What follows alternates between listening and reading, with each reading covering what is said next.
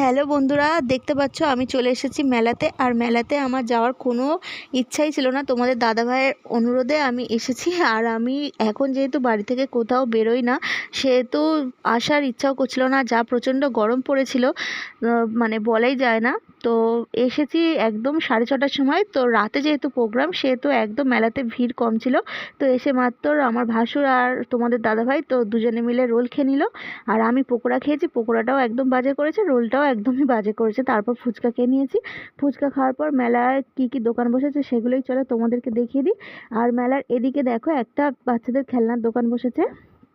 আর এটা যেহেতু ছোট মেলা আর আমাদের পাড়ার মধ্যে হচ্ছে, তো একদম অল্পই দোকান বসেছে। তারপর এদিকে মিকি মাউস আর বাচ্চাদের খেলার চড়ার জন্য অনেক কিছু গাড়িও বসেছিল, একটা দুটো। তো তারপর আমরা একটুখানি ঘুরে, আর রাতে যেহেতু প্রোগ্রাম আছে, তো সেহেতু প্রোগ্রাম তো আর দেখতে পেলাম না, তারপর বাড়ি চলে আসলাম। ভিডিওটা কেমন হয়েছে